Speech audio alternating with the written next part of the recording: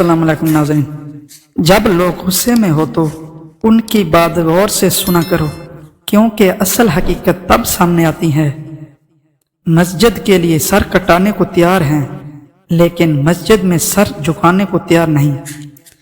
नबी करीम का नाम सुनते ही झूम जाते हैं, नबी करीम का हुक्म सुनते ही घूम जाते हैं।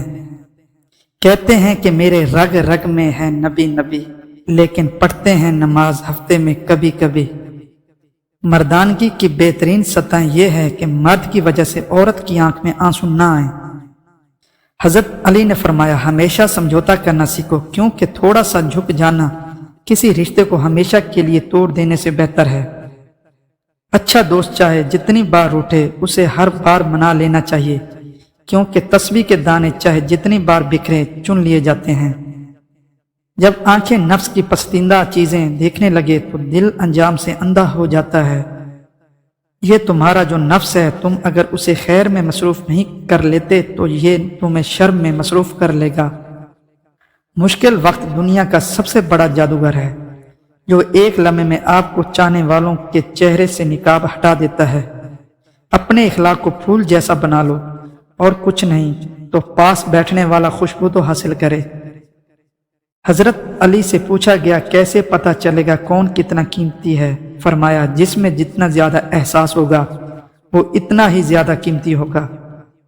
गलती मानने और गुनाह छोड़ने में कभी देर मत करो, क्योंकि सफर जितना तवील होता जाएगा वापसी उतनी ही दुश्वार होगी। पैसा इंसान को ऊपर ले जा सकता है, लेकिन इंसान पैसा ऊपर नहीं ले जा सकता। दोस्त की गलती रेत पर लिखो हर यारी, ताकि पानी उसे मिटा दे, और दोस्त के एहसास पत्थर पर लिखो ताकि कोई उसे मिटा ना सके। ये दो चीजें हर तूफान का मुकाबला कर सकती है, मगर एक चीज उन दोनों के टुकड़े टुकड़े कर सकती है, और वो है गलत फहमी।